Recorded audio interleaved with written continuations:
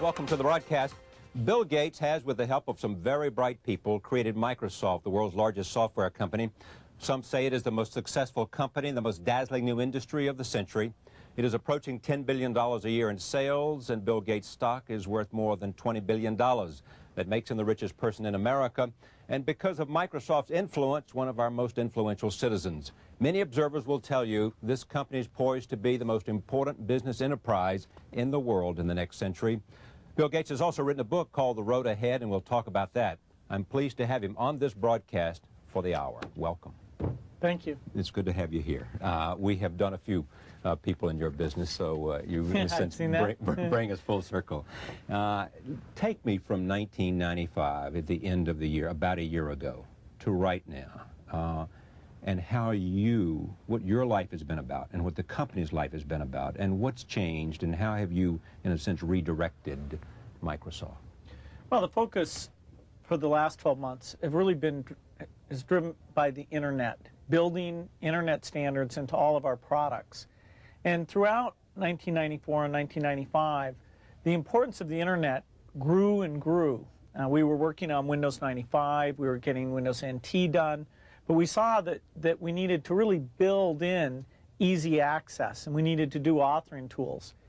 And so by late 1995, people were really wondering, what is Microsoft going to do about the Internet? We got the press and analysts together on December 7th of 1995 and laid out a plan of 12 months of very ambitious activity.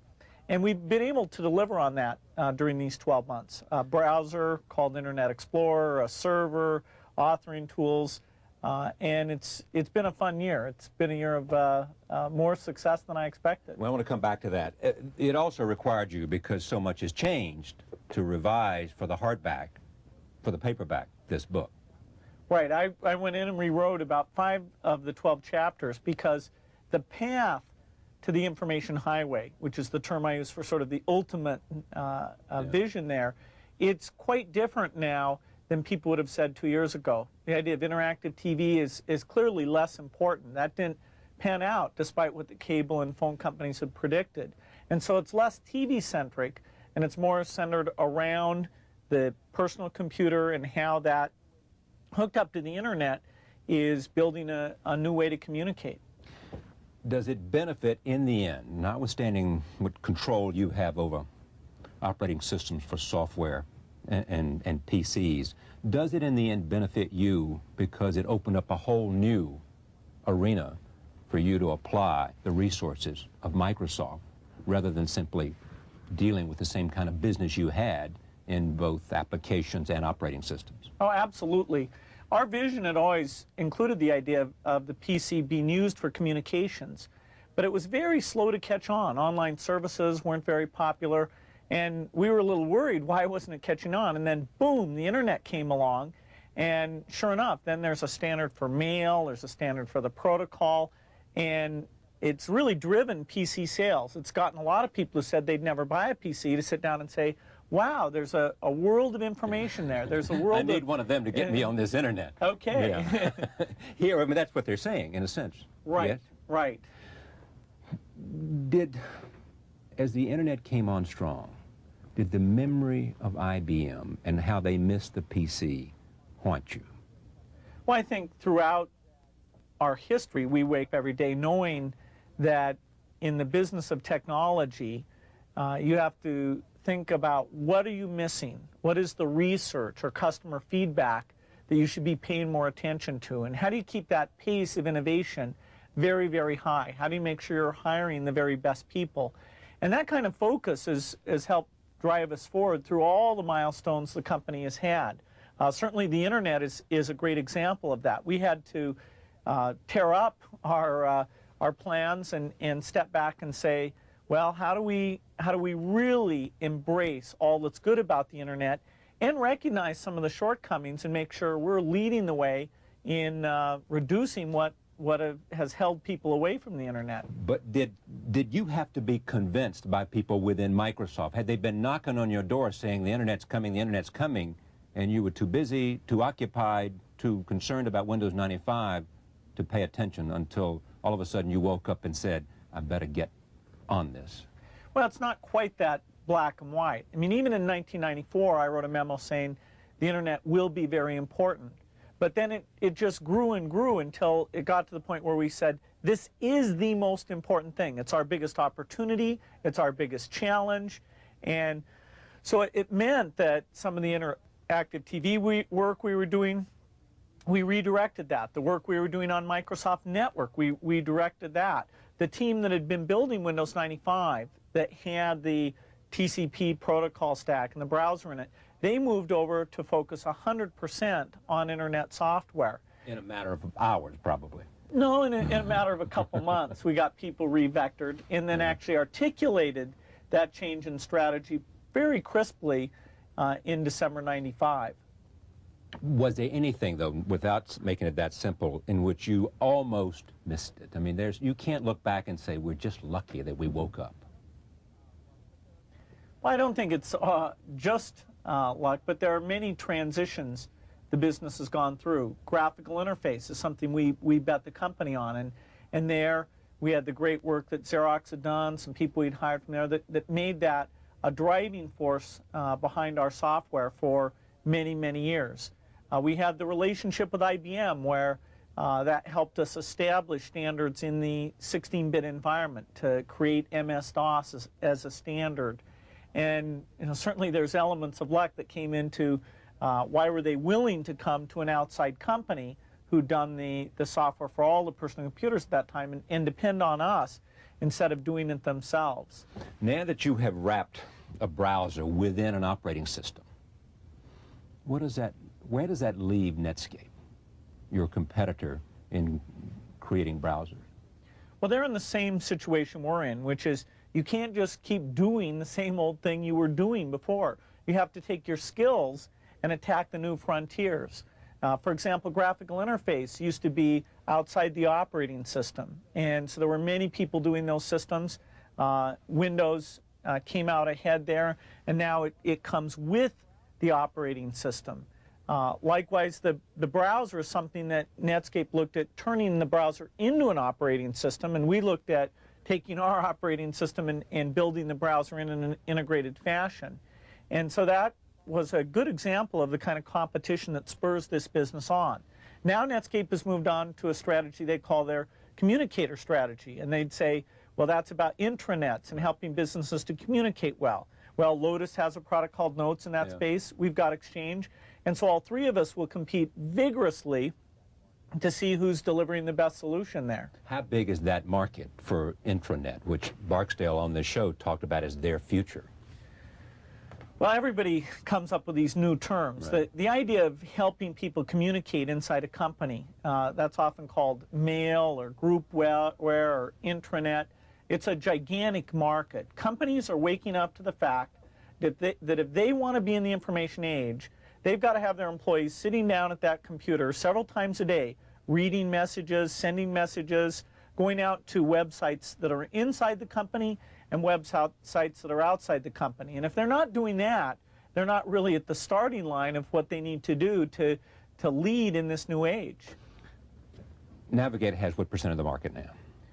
It would still have 80–85% share. And Explorer has what? Most of the rest of it. So they got 15. Right. Where will it be a year from now?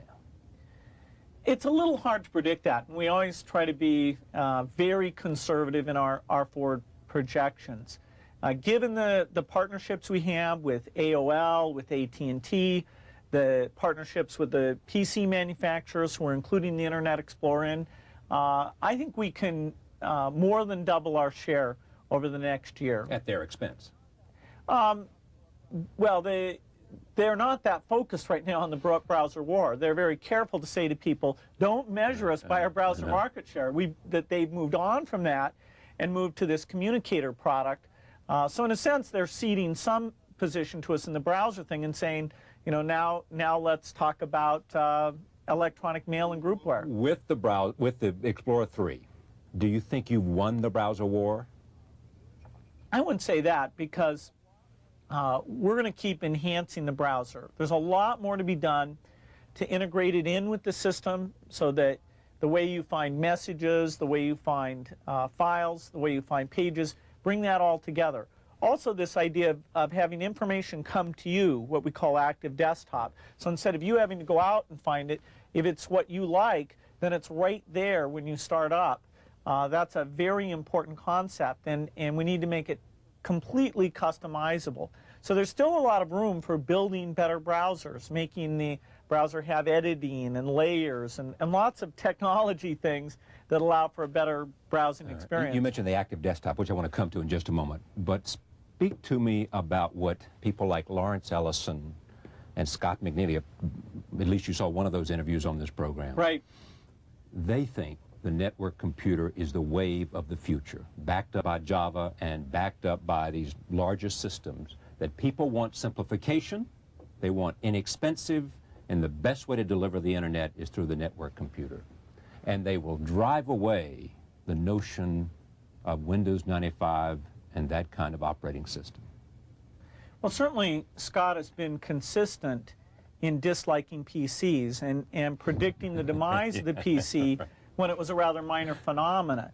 And now Scott's got a situation where the PC has gotten so powerful, it's a grave threat to his business. The very high prices he's charged for Unix-based servers are under attack because the kind of chips that Intel's making and the power of Windows NT with new applications now can do as much and more than those Unix systems. And so, you know, Scott once again is speaking out and saying the PC was a bad idea, nobody ever should have bought one. Immediately, please take the PCs away from people who are using them. It's not a good thing. Now, there is a valid point here, which is simplicity is important, and we can use the internet to make things far simpler. In fact, if there's a theme for this next year at Microsoft, it is simplicity. Using the internet to keep your software up to date so you don't have to fiddle with it and do these big installs. Using the internet so you can track whatever changes you made and have those backed up on the server automatically. Using the internet to provide better support than what we do today. And so in the same way that the internet was the theme for last year, simplicity with some great innovative ideas for delivering it is the theme for this year. But is the network computer the great innovative idea for delivering the simplicity? Or is it the net PC or some other means? Because you seem not to want to let go, as you shouldn't, because of the market share you have of the idea of the PC and your operating system at its core. Well, the personal computer is going to just get more and more personal, more and more responsive, while the price of the machine comes down. And what we're saying to people is that every idea about ease of use we can develop in software for the PC without asking them to buy new hardware, without asking them to throw away their old applications. And so in the same way that people 2 or 3 years ago said, let's start over with an object-oriented operating system, something like Taligent that IBM, Apple, and HP were behind, well, we evolved object orientation into the Windows system. And so today, software is delivered in components, and you get those benefits, but you didn't have to give up the old hardware and the old applications. And when we look today and say, you know, how many network computers are selling? Well, they don't really exist. They are quite incompatible with each other. The operating system that Scott wants to give you, it's different on your desktop than on the server, and it's different than the one that Larry Ellison wants to give you on the desktop, which is different than the one he's got on the server. Whereas our strategy is Windows. And Windows with the separation between the hardware business and the software business.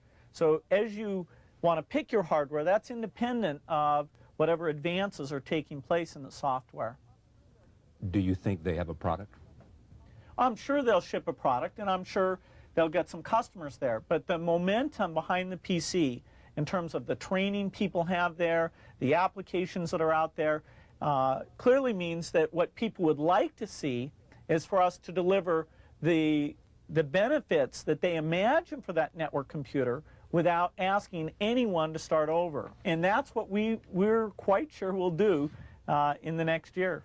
When you look at the change over the year, one is the adjustment to the internet. you've always had two businesses. You've always had an operating system, and you've always created software or had applications as part of your two pillars of Microsoft. You now seem to be getting into the media business. Where is this company going? Well, Microsoft is not getting into the classic media business. We're not doing newspapers or movies, anything like that. We see two new businesses where we have great opportunity. One is server software, so Windows NT and a database called SQL Server and our mail product called Exchange. That's our fastest growing business. It's over $1 billion now, and the internet is really driving the demand for that server software.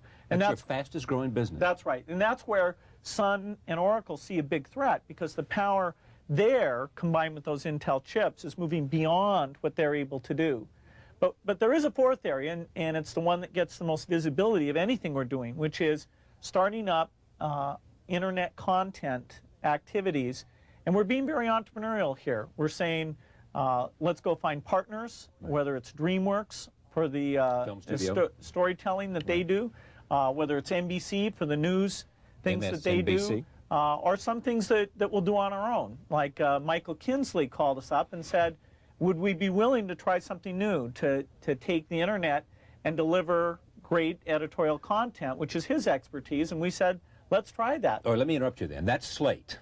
Right, exactly. Pretty soon you're going to start charging for Slate. You got to pay to get it, right?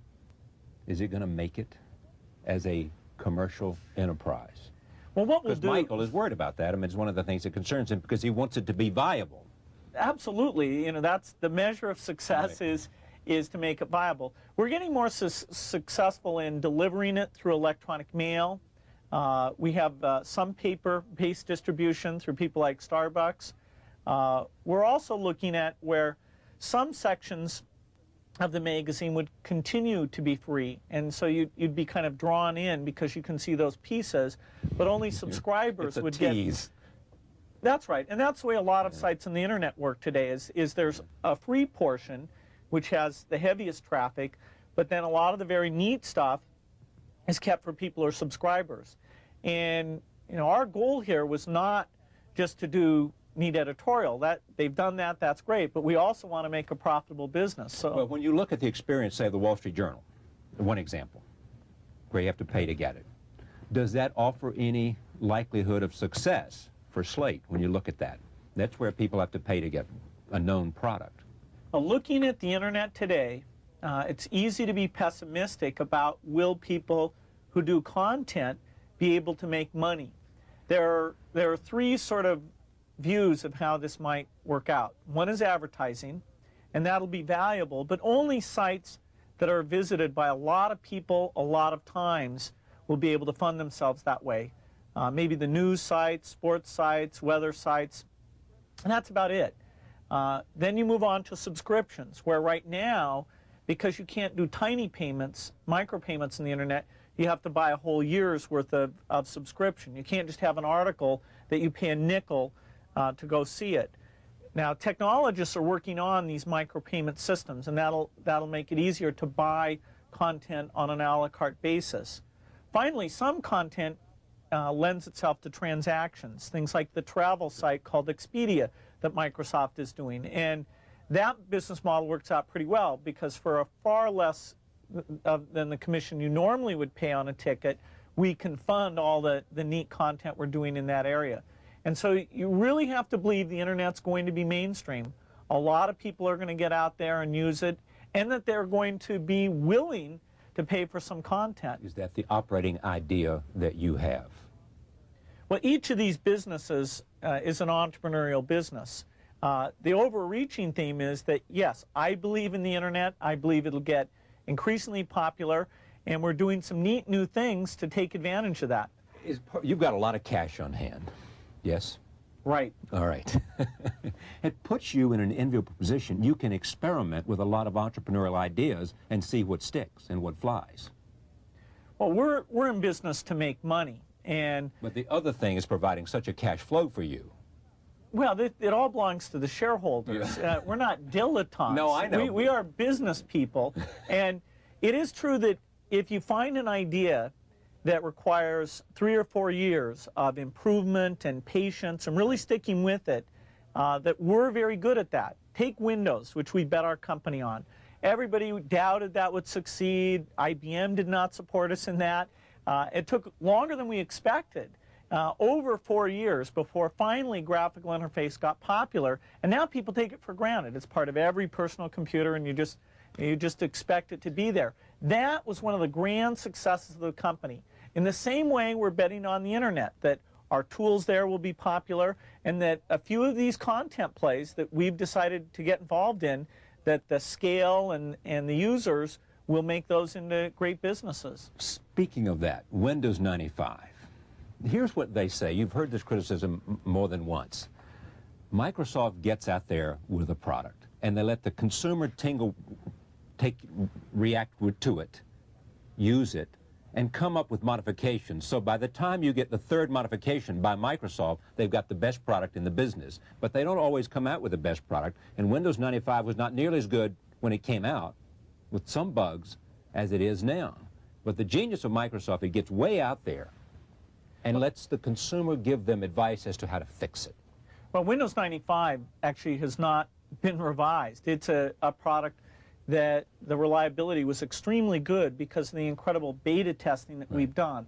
And we appreciate the feedback we get from customers. Every time they call us, we write that down and we use that to make a better product. During the beta test, people spent millions of hours telling us what they'd like to see faster, what they'd like to see easier, what things didn't work together with each other. And that's why we were able to ship tens of millions of copies and have the kind of satisfaction level that we have. Now, we're always getting smarter. The products are getting better and better. Some of our products, like our first word processor, were a little too technological. Great richness in the product, but we didn't let people get at that in the right way. And why was that? I mean, when you had Apple having such a simple system. Well, none of these systems are all that simple. But it was, I mean, there are many Apple users, as you know. I'm not telling you anything you haven't heard before. Many people are saying, at long last, Microsoft is where Apple was in terms of Windows 95, in terms of user-friendly. It took them 10 years to get there.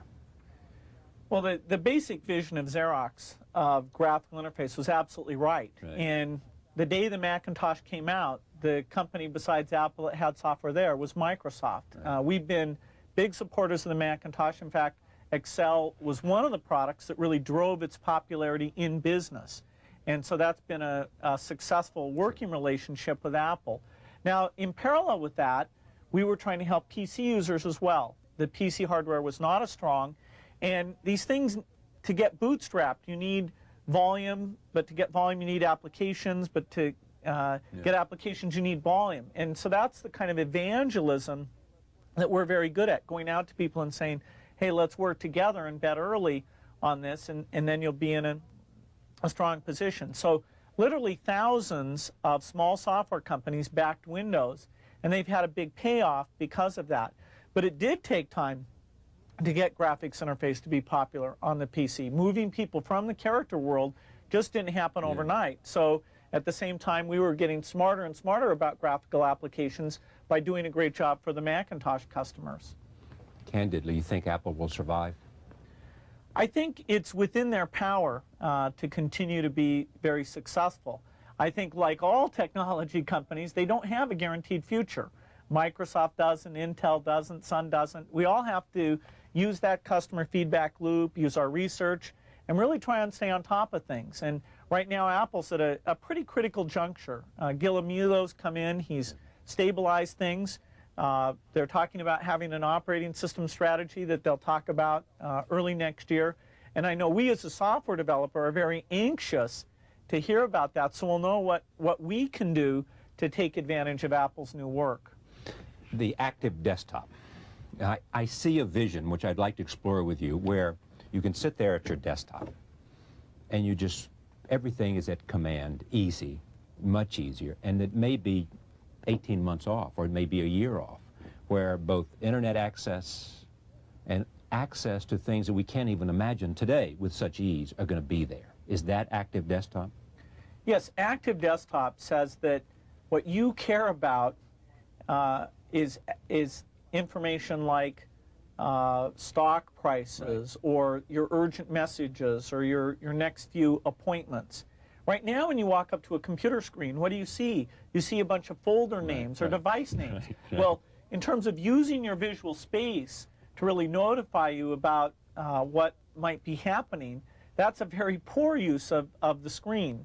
And we started to see a little bit of this with screensavers that had new information, or with point casts that brought down information. Here we're taking that further and saying it's not just tickers, and it's not just one source of information. It's your mail, calendar, your internal corporate news, and whatever your interests are, you can mix those together and have that come right onto your screen. And if you see something that grabs your attention, you click on that, and then you get more in-depth data. So it's the best of sort of mail, which comes to you, and the internet, which you go to it, but fusing those and making it customizable. When is it here? Well, we're right now experimenting with this. We've got early versions of what we call Internet Explorer 4.0 out in users' hands. And so they're telling us... And who are those users? That's what we want to know. Well, they're telling us, is our channel metaphor, is that easy to use, and is the way we're laying out the screen right? We'll be putting out Internet Explorer 4.0 during 1997, and we'll have a lot of people with websites that are customizing their websites to take full advantage of this. Why didn't interactive television work in terms of the traditional notion of the information superhighway? What was the miscalculation by the telcos who bet on it happening and then got out?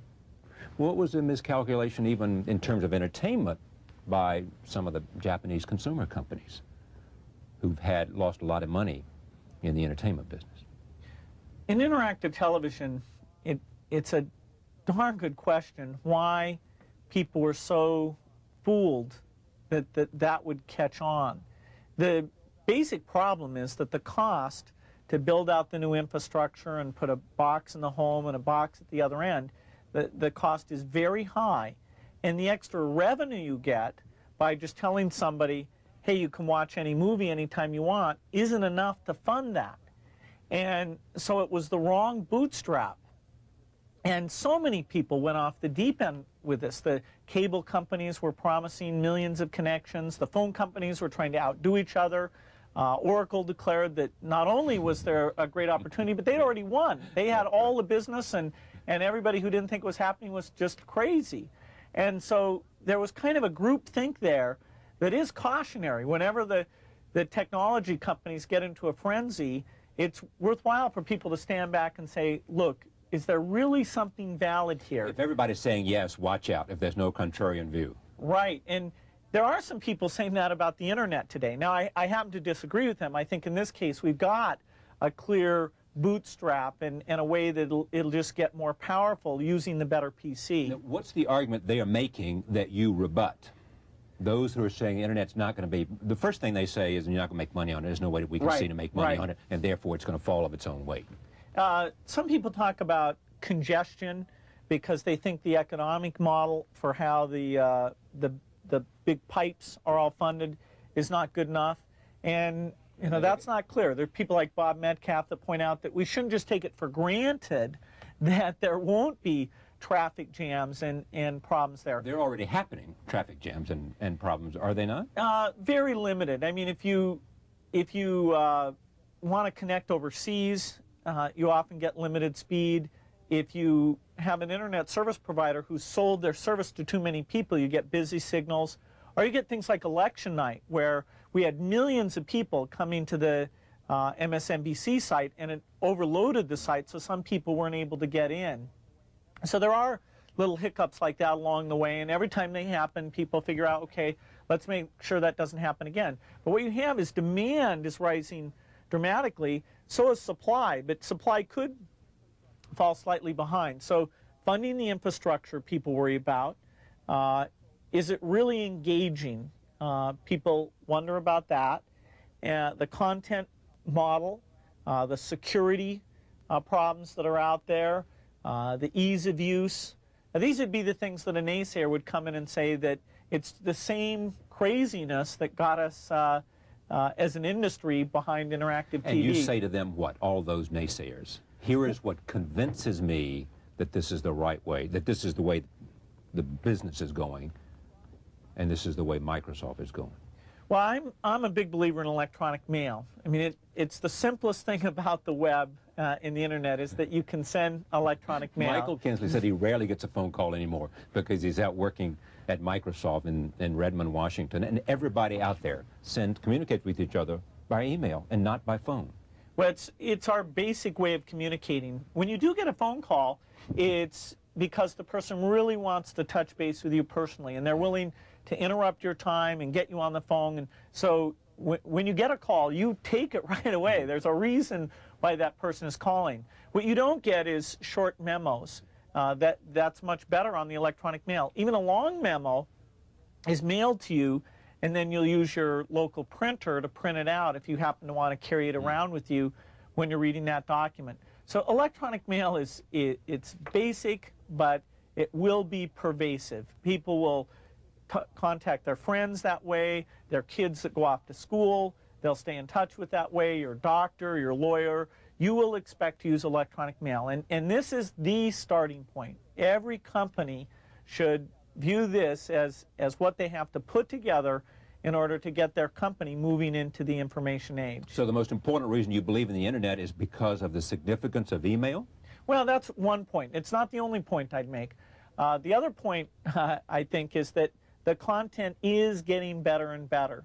You just track the internet. Think of what it was like 6 months ago and what it's like now. You've got a very steep learning curve that we're going up.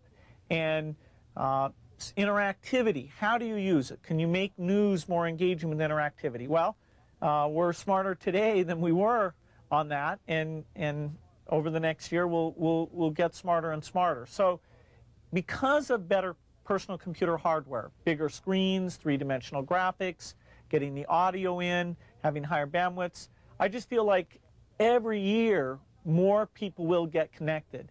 And I have not met anyone who said, yes, I'm an internet user, but I've decided to stop using it. There may be a few, but when people get engaged, overwhelmingly they want to stay involved, and they actually become evangelical, sort of telling their friends, please, you should see this, come and use it.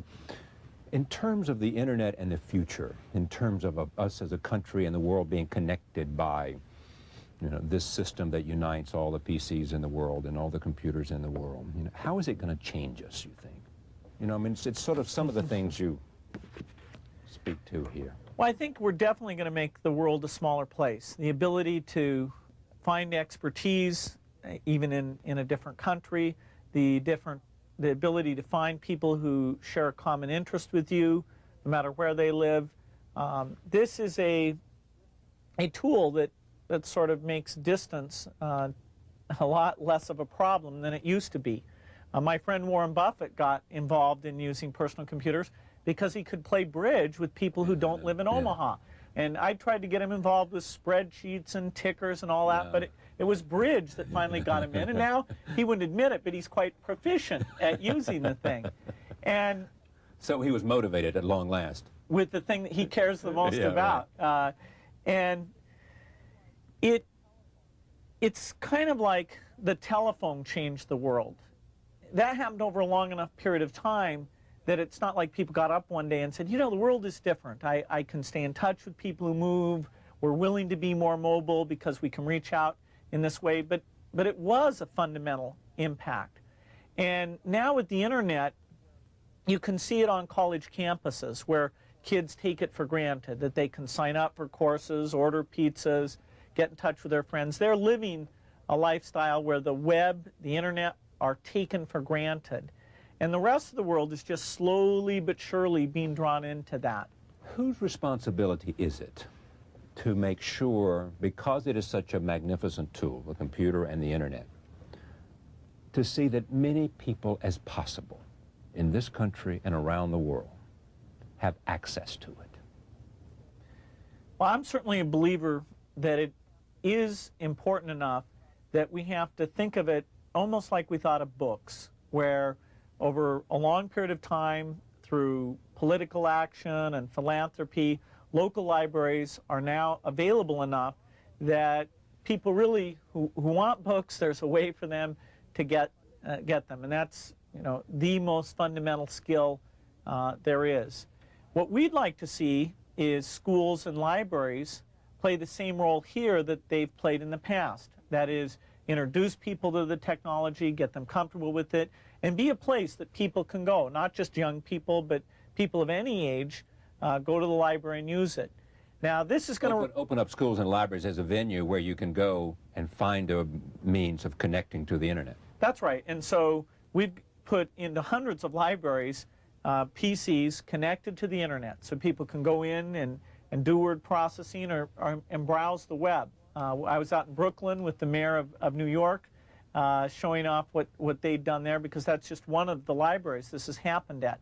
Now, and the computers were paid for by the city. The computers were given by a computer company. In this case, it was a combination of city money and Microsoft money that actually bought all the equipment there. And we provide the support. So if the library is confused about something, has a question, then it's a Microsoft group that's always there, making sure they've got the latest software and that they can manage those systems very well. And now, we're just touching the tip of the iceberg here. There are, you know, over 10,000 libraries, and so it's going to take local political action and lots of people being involved before we can say that we've solved this the same way that it's been done for books. I read today, I think Newsweek magazine, there's a story on you. There's also a story on you, as you've seen in The Economist, saying that you're talking about Disney as an entertainment company and how you want to see your company be a media company as well. But the Newsweek story quoted, I think, someone as saying that Microsoft will be the most powerful company in the history of business enterprise in the 21st century, or certainly the most powerful company in a long time. Do you see that? No, I really don't. We're a company that makes tools, and you know, Windows, it's a tool. The word processor, it's a tool. But so many people are dependent on Microsoft and those tools. No, they're not dependent on us. Once they have those things, they can use them and do whatever they choose. And if we don't make the next version exciting enough and easy enough to get to, then they'll just stick with what they have. What's the market share of Microsoft operating systems? Oh, it's a little hard to measure because it always depends on if you include piracy or what types of systems. But it's certainly in the 70, 80, 90% range. Pretty good market share, I'd say. Right. I mean, it's a commanding position. And when you look at where you want to go, you want to be in the home, not just in the PC, but you want to see a computer there or PC there. There's a lot of other things in terms of almost operating the home. Yes?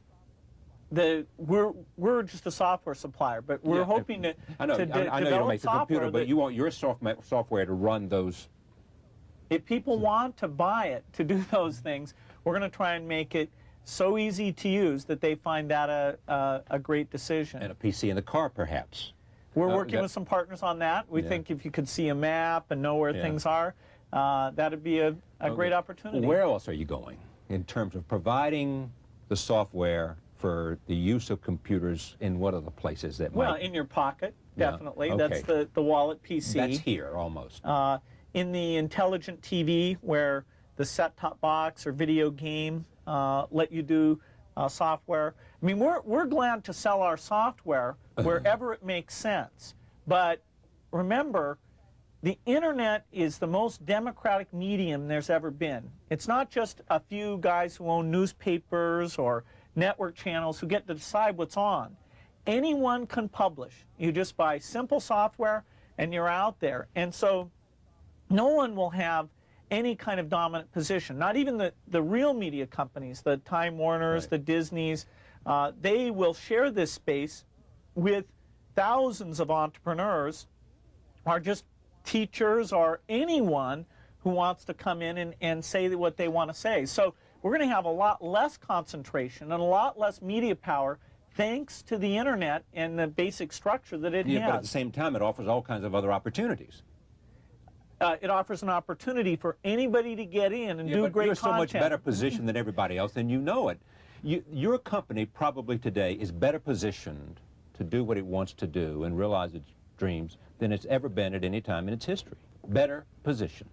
Well, the high technology business is not one where you get to take your future for granted. Yeah. Now, there are wonderful companies in this world, companies like Disney or Coca-Cola, who you can say 10 years from now, 20 years from now, they will be on top of their business. I mean, you might not guess their sales exactly, but those are unassailable positions. Whereas Microsoft, if we don't do the right thing in this next year in terms of simplicity, ease of use, someone else will come along and do that. In the next year, it'll probably be speech recognition or visual recognition. So we've got to keep all those smart people and really use that customer feedback.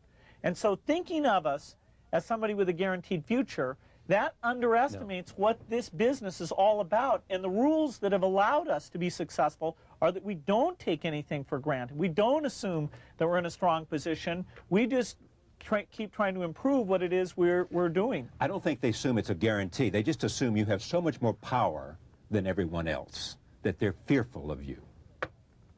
Well, if you're a competitor of ours and you've seen how we've been able to use customer feedback and ship great software, then I understand it's okay to be concerned about competing. We have some great competitors, and I'm sure they'll do okay, but Microsoft has really defined the standard of what it means to be an excellent software company. And what it means to adapt. Yeah, what it means to be willing to step back and say, wow, what we thought, the way we thought the world was going to go, we were wrong, and so let's take our skills and push them in this new direction. And the biggest mistake you made in that thought that you had to change was the idea of interactive television and all of that, and shifting to the internet because you realized that it was going to be the vehicle for the future. Right, that it had achieved critical mass, that it was not just a phenomena inside the university, that it was moving out into the commercial space, and that the bandwidth was going to come along, and that these standards would be improved. A lot of times, committee-driven standards don't get improved very well, but in the case of the internet, these committees really work, and they've taken and improved all the things that were needed. What worries you the most about Microsoft's future? Well, I think the scariest thing is that the company would become successful enough that it would get complacent, and we'd stop worrying about what we're missing, and stop really hiring the very best people or listening to customers as well as we need to. And then missing a turn in the road would become very, very easy. People hold us up to an incredibly high standard now. You know, whenever analysts ask me, well, aren't you going to earn a lot more profits? I'm saying, no, lower your estimates, please. Yeah, but you just exceeded your estimates for the last time out. And we still want them to lower their estimates. Yeah, no, right. Seriously, I mean, the business is more competitive than they're giving it credit for. And it is a challenge, you know, take our office business to keep growing that and keep doing new things. So, you know, I don't see any room for complacency here. I do see immense opportunity. So the only thing that worries you is complacency? I think that's our greatest enemy. I think we're doing enough research, working enough with the universities, enough in touch, that there isn't a specific technology that is a particular threat. Simplicity is this year's theme, but I'm seeing a great response to that theme, just like I did to the internet theme. You have heard some of this, but I want you to take a look at this and respond to it. This is some of your competitors who've been on this show. Roll tape. What do you think Gates' genius is? Okay. Bill Gates, I think, is one of the most remarkable people, business people, I've ever met. Some people say, well, you know, Bill's absolutely the most brilliant guy I ever met. Those are the people, I mean, but there are a lot of brilliant, really brilliant scientists in our business. And there are a lot of, Bill, forgive me, there are a lot of people in the world smarter than Bill Gates. There are very few people in the world that have his focus and endurance. Someone once said that Bill wants people to think that he's Edison and he's really Rockefeller. If he were Edison, he'd be less dangerous. He is utterly relentless. He is indefatigable, and he's absolutely focused, and he wants it all. And Barry Diller said He's young and he's mean, and he's not tired. And that's a high compliment coming from Barry Diller. And it's true. And he's tough and he wants it all, and I have incredible respect for him in that. IBM missed the PC. There was a time in which some people thought Bill Gates would miss the internet. He scrambled and came back. And we scrambled in this case too. Yeah. You two companies, you, Intel and Microsoft, are linked. We are what business school books call complementers. Our product needs their product needs our product for a computer to work. You provide the brains and they provide the instructions. That's correct. That's right. It's a very good analogy, actually. It wasn't so long ago that people would speculate on this question. Will the Navigator take all of the juice out of Windows, you know, as an operating system? Will the Navigator allow companies to do what Windows has done for their PC in the past? Is that an ambition of Netscape? Our ambition, well, first of all, our ambition is not to drive Microsoft out of business, right? Our ambition is to build a big company. Well, then let me turn the question around. Do you think Microsoft's ambition is to drive you out of business? Microsoft's ambition is to drive everyone out of business. We just, those of us in the computer industry just assume that, right? Yeah, that's it. They all think about you and what is Bill Gates doing. And they worry that you are way out front and in a commanding position. Now, the numbers suggest that in terms of revenue. They have a right to be fearful. They have a right to say he's tough, he's relentless, and he's lying awake tonight thinking.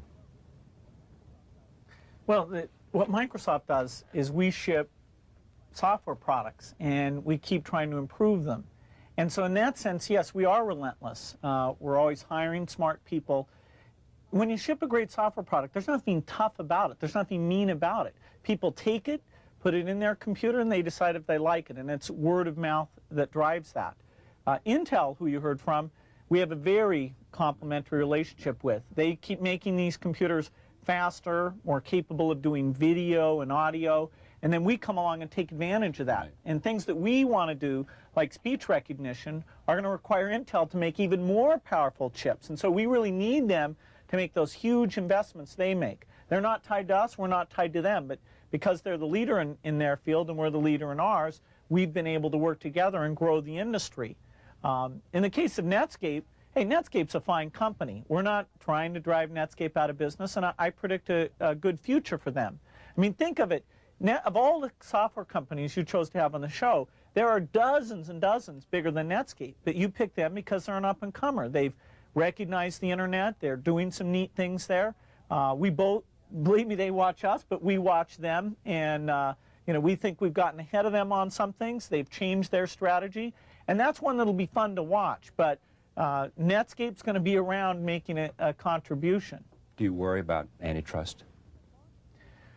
Well, as long as the business is changing with new chips and new customer expectation, there's only one clear winner in this business, and that's the customer.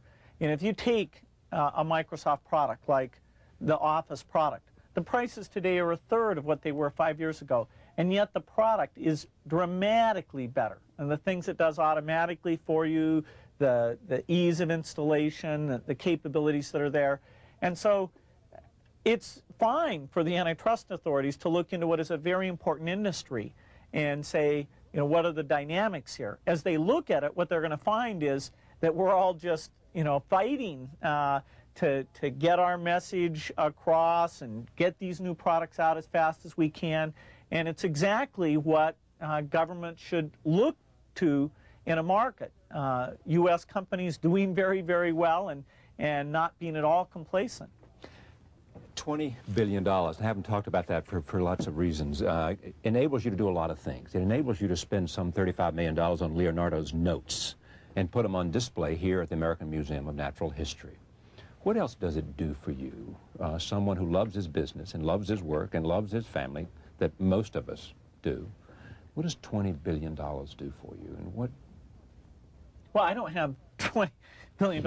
I own part of Microsoft, a little over 20%. And so if the company continues to do well, that will have some value. And it's a huge responsibility to be the head of Microsoft. You know, when so many people are gunning to you know, take away our leadership and customer expectations are very high, that's something that I love doing, but it really keeps me very busy.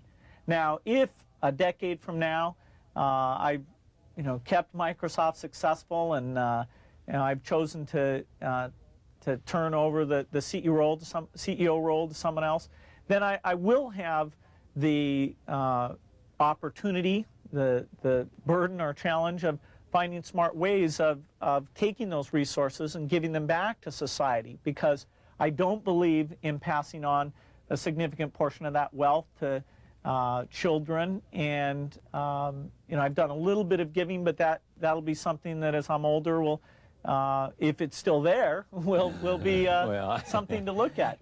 Other than, you share that with Warren Buffett, don't you? That's right. Yeah. He and I have talked about this, and it's a common view. What's that relationship about, you and Buffett?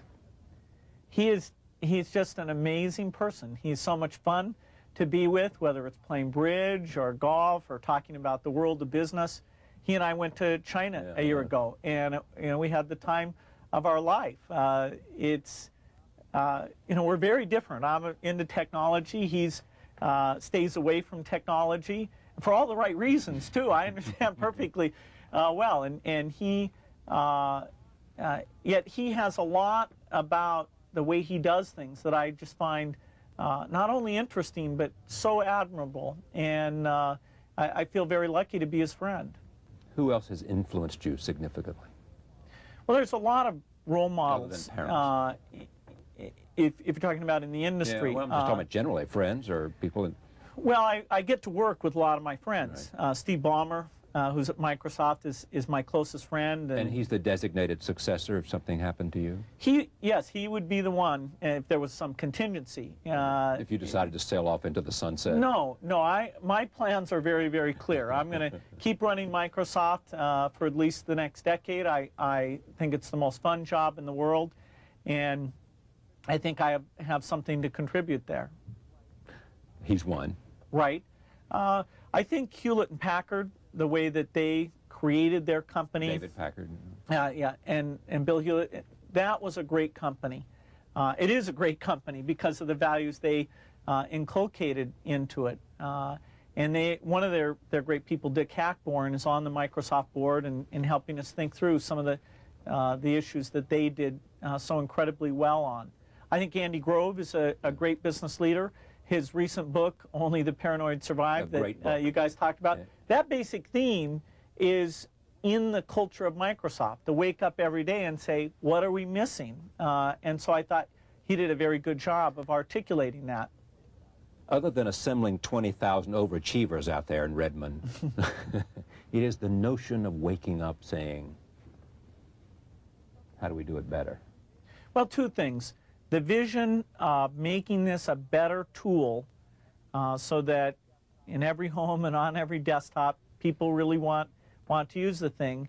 And then thinking, you know, where are we going wrong? Where should we be moving faster? Those are the two thoughts that really drive us forward. And when we hire new people, we look for people who care about those same things. Bill Gates, The Road Ahead. This is a revised and up-to-date version, a bestseller in its hardback version. Did it go to #1? I don't remember what it went to #1 or not. Yeah, for a little bit. It was at #1 for a little bit. He has incorporated this last year and the internet into this. If we come back, before I say goodbye, a year from now at this table, what would you like to have accomplished looking ahead to November '97? My goal is that on two issues, people will say we answered them just like we answered the internet challenge of last year. Simplicity of setting up the software and managing the software on your PC. And second of all, the scalability, the power that you can get out of our systems being as greater than Unix-based systems or mainframe systems. those are two things that I'm spending the majority of my time on. And what's the likelihood that you'll be able to say you've accomplished those goals? Is it better than 50-50? Well, usually if I'm that focused and they're that key of a priority, I can get a lot of energy and a lot of intelligence inside the company and get it done. And yet, you know, there's enough of a risk there that it really keeps me working hard. I think there's some invention that we have to do, and getting those products out to market it's going to require hard work. Bill Gates, the road ahead, as I said. Great to have you here. Thank you for coming. Thanks. Thank you for joining us. We'll see you tomorrow night.